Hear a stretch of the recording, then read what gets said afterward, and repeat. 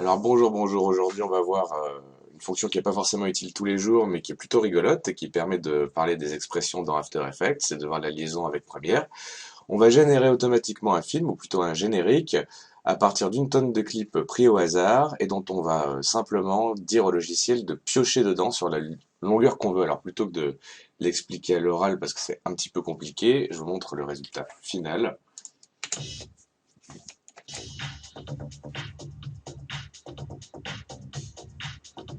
Donc on voit en fait que les images sont synchronisées sur la musique à peu près et qu'elles se sont enchaînées automatiquement sur ce résultat final.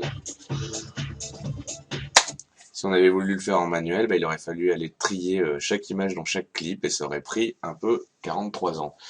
Donc comment on fait ça? Ça va prendre très peu de temps. Alors j'ai importé ici toutes les images que j'avais, ils sont issus de petites caméras. Ça représente quand même 118 clips. Hop, et je les ai glissés tout simplement ici pour créer une nouvelle séquence avec tous ces clips dedans. Et donc le principe du truc, ça va être de dire à la tête de lecture de faire ça, de faire ça, de faire ça, de faire ça, de faire ça, automatiquement et sur la durée qu'on veut. On va même pouvoir figer les images pour certaines applications, faire des arrêts sur image complètement pris de manière aléatoire grâce à la fonction random. Alors dans l'exemple que je vous ai montré, vous avez vu, il y a mon logo qui apparaît et puis un petit slogan, la mort moelle en fait. Et comme le but de la fonction qu'on va utiliser random, c'est d'être un peu le loto de la lecture vidéo, pour que ça arrive régulièrement et complètement au hasard aussi, j'ai simplement collé à la fin de cette séquence le logo et le slogan. Voilà. Donc les voilà, je les colle. Et comme le logiciel est juste dans son hasard, en fonction de la durée de ce logo et de ce slogan, il va tomber équitablement dessus ou sur les images des clips. Donc, à vous d'ajuster la longueur de votre message, de votre logo, de vos images, pour augmenter ou réduire la fréquence d'apparition de ces images-là. Mes éléments sont prêts. C'est-à-dire que je me suis contenté de rien faire que de poser tout sur une timeline et de rajouter deux images fixes de la longueur que je voulais en fonction de ce que je vais vouloir voir apparaître. Et comme d'habitude maintenant, comme ce que vous avez vu dans un autre tutoriel ici, je sélectionne tout, alors soit avec la souris, soit tout simplement par CTRL A ou pomme A si vous êtes sur Mac, et je vais remplacer tout ça par une compo After Effects. Donc comme on peut le voir là, After a importé tous les rushs là, de Premiere. Dans Premiere, ça s'est transformé en compo After, on le voit ici, là. J'ai supprimé le son parce qu'on n'en a pas besoin vu qu'on le doublera avec de la musique. Et donc là, si on navigue là, on se rend compte qu'il a fait autant de calques que de clips. C'est pas hyper pratique pour ce qu'on a à faire. Donc, ce qu'on va faire, c'est que cette composition, qui comprend tous les clips, on va la précomposer. La précomposer, ça veut dire l'écraser en une seule piste, hein, pour pouvoir travailler sur un global sans avoir tout ça. Ce qui peut être très utile dans d'autres cas de figure, mais pas ici. Donc, soit vous utilisez le raccourci clavier qui est CTRL-SHIFT-C. Voilà. On va l'appeler image aléatoire X, parce que j'en ai déjà pas mal, donc j'ai préparé le truc. Vous laissez les paramètres par défaut. Et c'est parti. Et on se retrouve donc plus qu'avec un seul calque, hein, qui est exactement similaire en fait au montage qu'on a dans Premiere. Voilà. Alors là, on va utiliser une combine qui s'appelle le remappage temporel. Le remappage temporel, c'est quoi? C'est la fonction qui va permettre d'intervenir sur la vitesse du clip, hein, et qui va permettre de l'accélérer, de le ralentir, d'utiliser des courbes de Bézier justement pour que ce soit progressif, linéaire. Donc, on fait un clic droit sur le calque, instant, activer le remappage temporel. Et là, on se rend compte que cette fonction apparaît ici, que le chrono est déclenché et qu'il a créé automatiquement une image clé au début, une image clé à la fin. Alors, pour les novices, ça ne représente pas grand-chose, il faut passer en vue graphique là, par cette icône-là, pour mieux comprendre. En fait, cette ligne de temps, c'est le temps réel de tout le calque, donc toutes nos séquences les unes après les autres. Et là, c'est la même chose. Hein, sauf que là, c'est linéaire, donc c'est une lecture à vitesse temps réel, et que si par exemple je crée une image clé ici, en appuyant sur la touche CTRL Et en cliquant, je vais par contre, je vais pouvoir décider que à 5 minutes du clip, à peu près, hein, à vue de nez, je veux que ça corresponde à cette valeur-là. Voilà, c'est-à-dire que ici, j'aurais accéléré très très fort et après je vais ralentir. Voilà, c'est comme ça qu'on se sert du remappage temporel et après on va pouvoir éventuellement lisser les points, voilà, par exemple pour faire des courbes de Bézier, que ce soit très progressif, etc., etc. Donc, on va pas se servir de ça ici, mais c'est juste pour expliquer. Donc, j'annule tout ça, j'annule mon image clé, j'ai une vitesse linéaire, ça se lit à 100%. Je quitte la vue graphique et là, je vais rajouter une expression, donc une expression mathématique que j'ai piquée à Dan Eberts, que je suis pas fort en expression. Donc vous avez le lien en dessous de ce tutoriel sur YouTube. Moi, j'ai toujours une banque d'expressions super utiles que je vais ouvrir ici. Et je vais me contenter donc, dans un premier temps, d'activer l'expression en appuyant sur la touche Alt et en cliquant sur le chrono.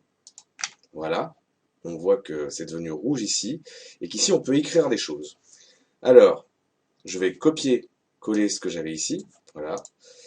Cette expression, je l'avais baptisée Time Remap Jump Cut, c'est-à-dire l'expression qui permet de sauter dans le clip de manière complètement aléatoire sur la durée qu'on veut. Et donc si on décrypte un tout petit peu cette expression, on voit qu'ici la durée est de 0,5 secondes et qu'on va se servir d'une fonction qui s'appelle random. Alors après, ça c'est un peu plus compliqué, mais le random, c'est l'aléatoire. Donc cette fonction va permettre d'arriver au résultat qu'on avait convenu, c'est-à-dire de lire tous ces trucs de manière aléatoire sur la durée qu'on aura déterminée. Je sélectionne tout et je fais tout simplement un copier-coller de ça dans After. Ici, j'ai tout. Donc, voilà. Alors, par défaut, il y a 0,5 secondes, mais comme on va travailler en musique au-dessus, moi j'ai l'habitude de mettre toujours des multiples de 4 images à peu près, parce que ça représente toujours les bits de la musique, vu que la musique est en général binaire. Donc, pour retrouver le bon nombre d'images, par exemple 8 images par seconde, je prends ma calculette.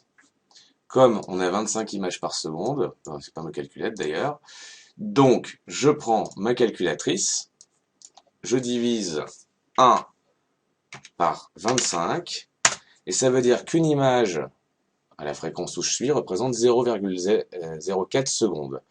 Donc, comme je veux, on va dire 8, une fréquence, enfin que la tête de lecture change de plan toutes les 8 images, je vais faire 0,04 fois 8, 0,032. Je l'écris ici.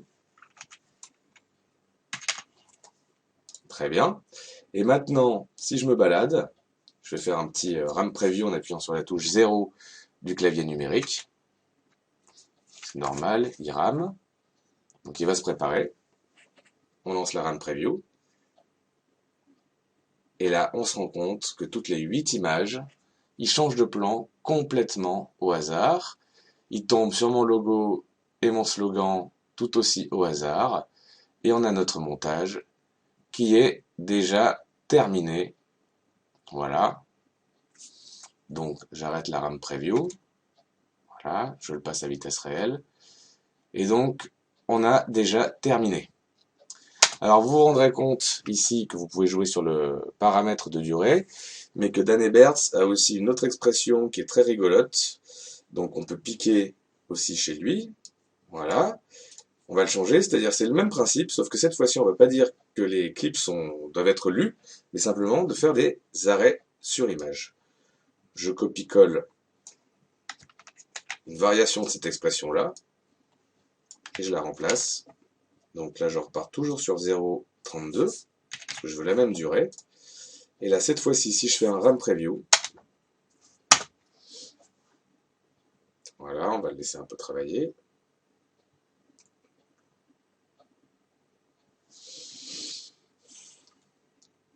Il va me faire que des images figées. Donc, du coup, l'utilité, c'est de pouvoir extraire des stills de clips et d'avoir encore quelques facultés créatives. Voilà, on regarde ce que ça donne. 8 images par seconde. Voilà, alors si, une fois qu'on a produit ça, donc évidemment, c'est tout l'intérêt du Dynamic Link Si on va dans Première, donc je vais quand même reprendre l'autre parce que je la préfère, j'ai pas besoin d'image figée moi. Tac, bon, je préfère celle-là. Évidemment, quand on retourne dans Première, qu'on a fait notre intervention ici, je sauve quand même par sécurité, ben ici c'est évidemment la même chose. On a déjà appliqué et notre montage est automatique, il reste juste à rendre le fichier. Alors, on peut lui coller de la musique, comme j'avais préparé mon coup là, hein, voilà, et on se rend compte qu'on a ce résultat là.